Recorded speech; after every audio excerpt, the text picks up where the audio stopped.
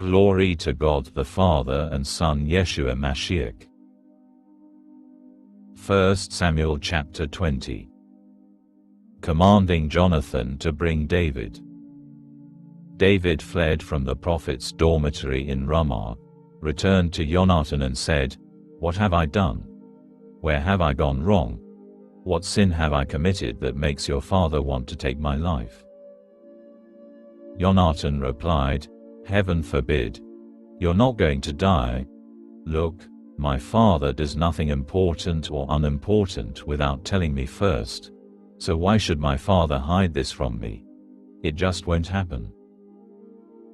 In response, David swore, "Your father knows very well that you have made me your friend. This is why he will say, 'Jonathan must not know this, or he will be unhappy.' As truly as Adonai lives, and as truly as you are alive, there is only a step between me and death." Jonathan said to David, "Anything you want me to do for you, I'll do." David answered Jonathan, "Look, tomorrow is Rosh Chodesh, and I ought to be dining with the king. Instead, let me go and hide myself in the countryside until evening of the third day. If your father misses me at all, say, 'David begged me to let him hurry to Beit Lechem, his city, because it's the annual sacrifice there for his whole family.' If he says, 'Very good,' then your servant will be all right. But if he gets angry, you will know that he has planned something bad. Therefore show kindness to your servant, for you bound your servant to yourself by a covenant before Adonai. But if I have done something wrong, kill me yourself. Why turn me over to your father?" Jonathan said, "Heaven forbid. If I ever were to learn that my father had definitely decided to do you harm, wouldn't I tell you?"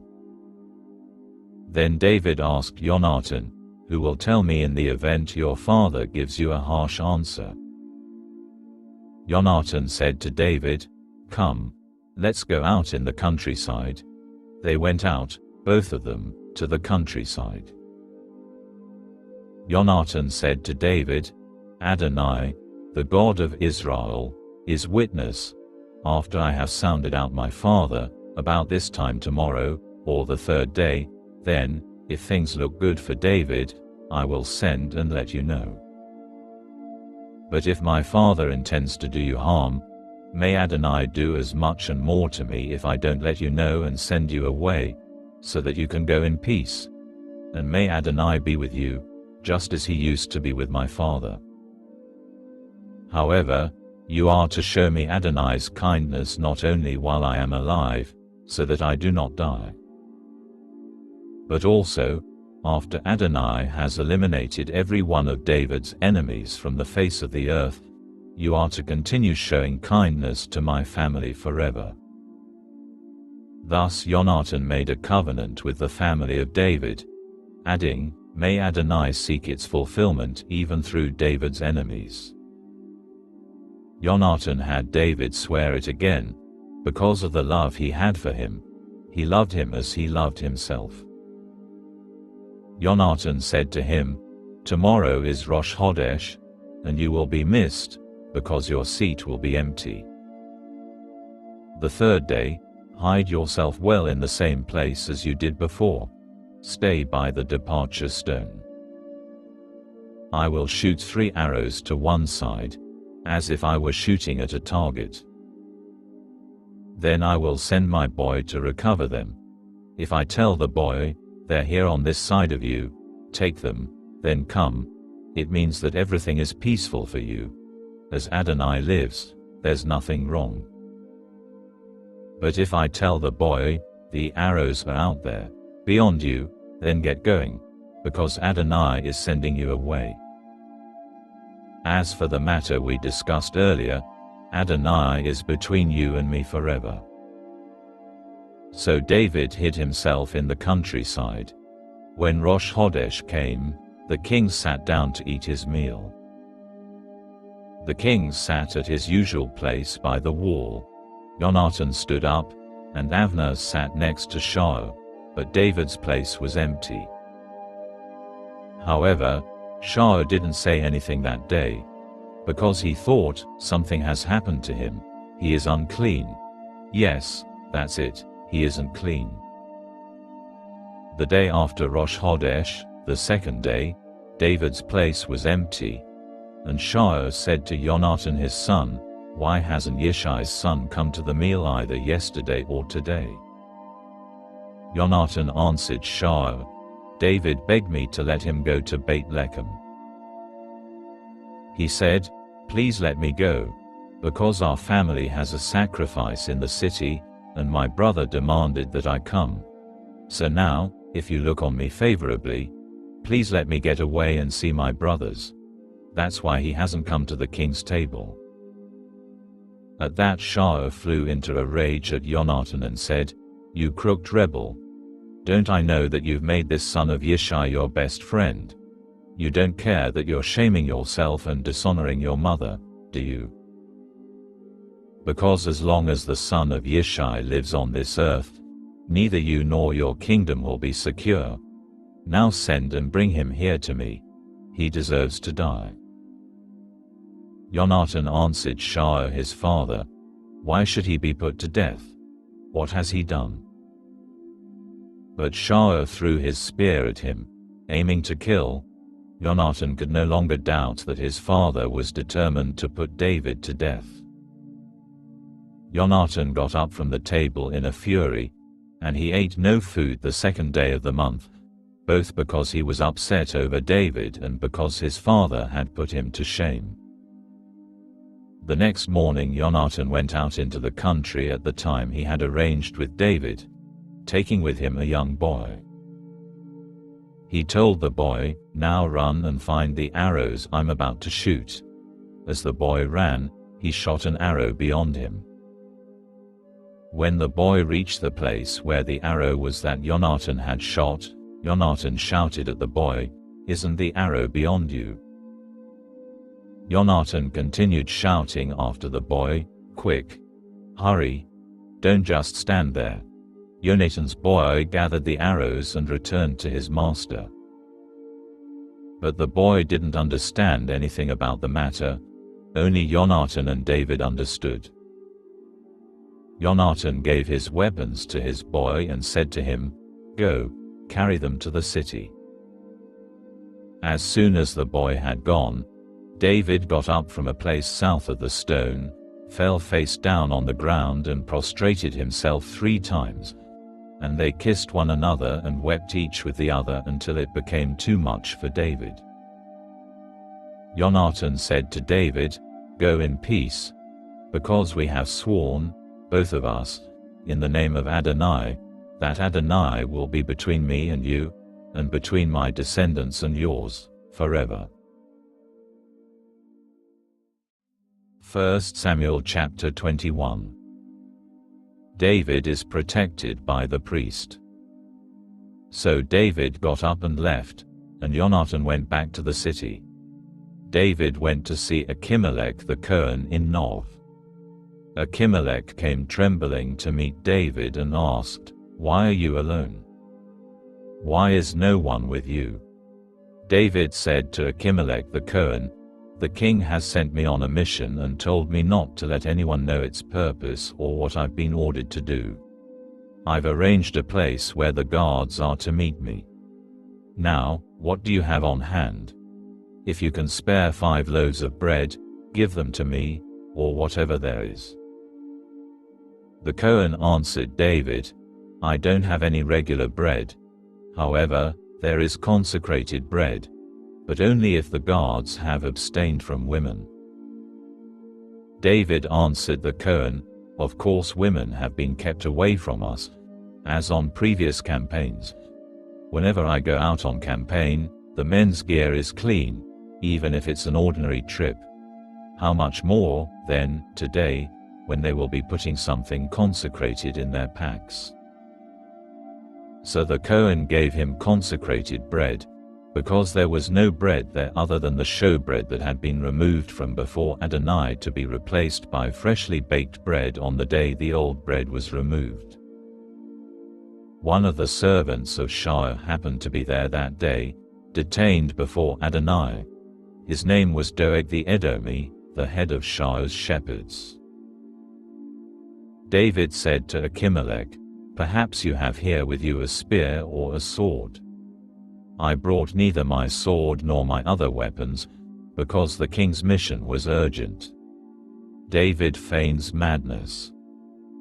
The Cohen said, "The sword of Goliath the Philistine you killed in the Elah valley is over there behind the ritual vest, wrapped in a cloth. If you want it, take it. It's the only one here." David said, "There's nothing like it. Give it to me." The same day, David took flight from Shaul and went to Achish king of Gath. The servants of Achish said to him, "Isn't this David, king of the land? Weren't they dancing and singing to each other? Shaul has killed his thousands, but David his tens of thousands." These remarks were not lost on David, and he became very much afraid of Achish king of Gath. So, as they were watching, he changed his behavior and acted like a madman when they had hold of him, scratching marks on the doors of the city gate and drooling down his beard. Achish said to his servants, "Here, you see that the man is Meshuggah. Why bring him to me? Am I short of Meshuggahim? Is that why you've brought this one to go crazy on me? Must I have this one in my house?" 1 Samuel chapter 22. David escapes to Adullam. David left there and took refuge in the cave of Adullam. When his brothers and the rest of his father's family heard of it, they went down to see him there. Then all the people in distress, in debt or embittered, began gathering around him, and he became their leader. There were about 400 with him. David went from there to Mizpah of Moab and said to the king of Moab, "Please let my father and mother come and stay with you until I know what God will do for me." He presented him to the king of Moab, and they lived with him as long as David remained in his stronghold. But the prophet Gad said to David, "Don't stay in the stronghold. Leave, and go to the land of Yehudah." So David left and went to the forest of Heret. Saul slays the priests of God. Shaul heard that David and the men with him had been located. Shaul was sitting in Giv, under the tamarisk tree on the hill, with his spear in his hand and all his servants standing around him. Shaul said to his servants standing around him, "Listen, you men of Benjamin. Is Yishai's son going to give any of you fields and vineyards? Is he going to make you all commanders of thousands and hundreds? Is this why you have all conspired against me? Why none of you told me when my son went in league with Yishai's son? None of you is concerned about me. Otherwise you would have told me that my son had incited my servant to become my enemy, as he is now." Then Doeg the Edomi, who had been put in charge of Shaul's servants, answered, "I saw Yishai's son come to Nov, to Achimelech the son of Achitub. He consulted Adonai for him, gave him food and gave him the sword of Goliath the Philistine." The king sent to summon Achimelech the Cohen the son of Achitub, along with all his father's family, the Kohanim in Nov, and all of them went to the king. Shaul said, "Listen here, you son of Achitub." He answered, "Here I am, my lord." Shaul said to him, "Why did you conspire against me, you and Yishai's son? By giving him bread and a sword and consulting God for him, you helped him rebel against me and become my enemy, which he now is." Achimelech answered the king, "Is there anyone among all your servants more trustworthy than David? He's the king's son-in-law, he carries out your every request, your household honors him. I didn't start consulting God for him just today. Heaven forbid. The king shouldn't accuse me or my father's family of anything. Your servant knows nothing at all about any of this." But the king said, "You must die, you and your father's whole family." Then the king told the guards standing around him, "Go around and kill the Kohanim of Adonai, because they are siding with David, and because they knew he was escaping, yet they didn't tell me." But the king's servants refused to lift their hands against the Kohanim of Adonai. So the king said to Doeg, "You go around and kill the Kohanim." Doeg the Edomi went around and fell on the Kohanim. That day he killed 85 persons wearing linen ritual vests. He also attacked Nov, the city of the Kohanim, with the sword. He put to the sword both men and women, children and babies, cattle, donkeys and sheep. One of the sons of Achimelech the son of Achitub, named Aviatar, escaped and fled to join David. Aviatar told David that Shaul had killed the Kohanim of Adonai. David said to Aviatar, "I knew it. That day, when Doeg the Edomi was there, I knew he would tell Shaul. I caused the death of every person in your father's family. Stay with me.